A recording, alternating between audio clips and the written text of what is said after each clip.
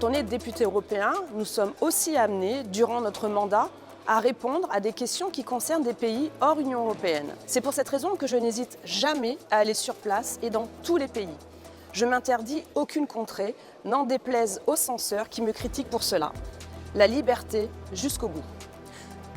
Certains pays qui ne respecteraient pas les droits de l'homme sont rappelés à l'ordre par le Parlement, qui se fait toujours un plaisir de pointer ces pays sélectionnés selon des critères définis à la lueur de valeurs qui fait table rase de leur histoire singulière, de leur culture différente, de leur identité unique et de leurs autres priorités comme l'accès à l'eau ou à l'école.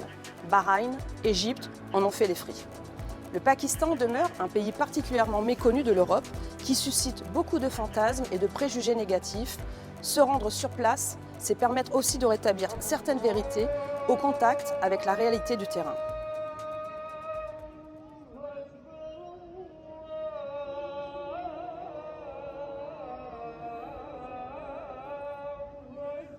Moi, c'est ce que j'aime bien dans ces missions, c'est d'être ici, au contact de la population, de pouvoir me balader parmi eux et de ressentir un petit peu la pression ou pas. Et c'est vrai que jusqu'à aujourd'hui, je n'ai ressenti aucune pression. Dans les rues, au contraire, on veut prendre des photos avec nous. À aucun moment, on m'a demandé de porter un voile, même à la mosquée.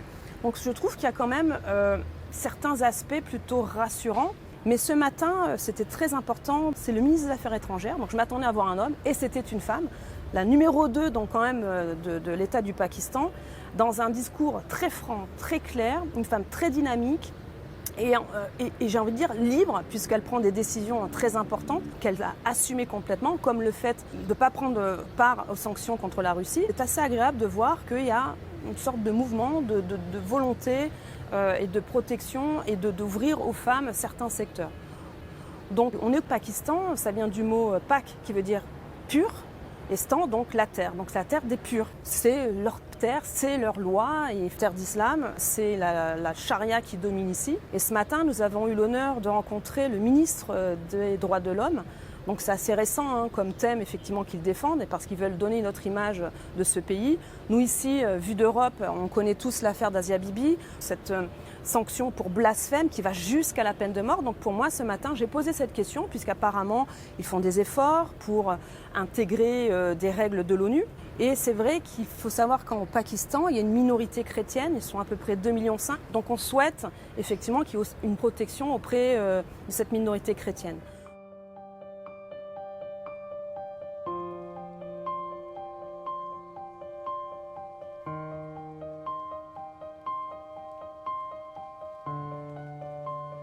Le Pakistan est l'un des pays les plus sujets aux catastrophes au monde. Il est en outre victime des pénuries alimentaires et enregistre des taux de malnutrition chronique parmi les pires. En réponse aux inondations dévastatrices que le Pakistan a subies cet été, l'Union européenne a débloqué 30 millions d'aides par le biais d'un programme humanitaire. C'est aussi pour cette raison que je suis allée à la rencontre des autorités pakistanaises dans le village de Chatoki, où un centre d'aide humanitaire a été mis en place par les militaires. J'ai pu échanger avec la population qui a perdu toute autonomie. Bon ben voilà, on est à Chiwan pour voir un petit peu le désastre qu'il y a eu au Pakistan cet été avec des inondations qui ont envahi ici tout le secteur. Beaucoup de déplacés apparemment ont été reportés, donc 33 millions de personnes. Donc là on est avec une équipe de militaires qui ont tout organisé. Et là, ils nous montrent un petit peu les suites de ces dégâts. On va aller visiter les villages. Là-bas, comme vous voyez, il y a un petit camp de réfugiés. Maintenant, ils vont essayer de mettre en place une stratégie sur du long terme parce qu'effectivement, le Pakistan est soumis à des inondations régulières. C'est très intéressant de voir un petit peu qu'ils ont tout mis en œuvre pour au maximum sauver des personnes. Et c'est vrai que beaucoup d'infrastructures ont été touchées. Et bon, voilà, ils comptent sur des aides, ils comptent sur l'aide internationale parce que beaucoup de déplacés. Et puis surtout, le problème maintenant, c'est les maladies. Beaucoup de bétail mort. Le problème ici, c'était des terres de culture. Donc là, ils ne peuvent plus l'utiliser, donc de la famine qui va sans doute arriver. Je suis ravie d'être ici, de voir un petit peu sur le terrain ce qui se passe et l'organisation des militaires et du gouvernement qui met tout en œuvre pour leur population.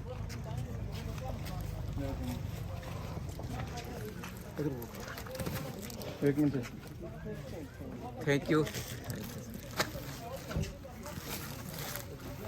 बेटा ये एक मच्छरदानी लेके आया तो दिखाएंगे भाई We have a big problem with mosquitoes. Yes, sir. This is the mosquito net. Ah, yes. Okay. Yeah. Because too much Sir, the winters are coming. coming. Winters are coming. This is why Moustiquaire. it's just started. The The big just problem started, now is the mosquitoes Yes. with malaria. Yes, we have a lot of cases. Dengue and malaria. Yes, we have a lot of cases. C'est vrai que c'est un pays qui a à peu près plus de 240 millions d'habitants, donc une forte démographie. Je crois que c'est à peu près 4 enfants par femme. Un secteur ici très très pauvre, donc une surcharge des endroits où c'est des tentes, des maisons très très sommaires. Donc ce qui fait qu'effectivement, avec ces problèmes de climat, plus une démographie galopante, fait qu'il y a ces problèmes qui sont récurrents et qui vont être, je pense, de plus en plus à gérer par ce pays. Leurs défis nous concernent, car nous devons éviter qu'un nouvel afflux de réfugiés dits climatiques se déplace en Europe et en France. On appelle réfugiés climatiques l'ensemble des personnes qui doivent quitter leur maison ou quitter leur terre à cause de dégradations de leur environnement qui sont liées au changement climatique. La veille, je m'étais rendue auprès de l'Autorité nationale de gestion des catastrophes où l'armée nous a expliqué les enjeux de la gestion de ces inondations. À court terme, c'est donc sauver la population et les mettre à l'abri des inondations et des maladies. Et à long terme, prévoir et piloter les futures inondations en créant des infrastructures adéquates. Aller au Pakistan pour voir in situ ces drames fait partie de ma mission et je remercie les autorités pakistanaises qui ont pris du temps pour nous expliquer en toute transparence les enjeux et nous emmener auprès des populations touchées par ces inondations.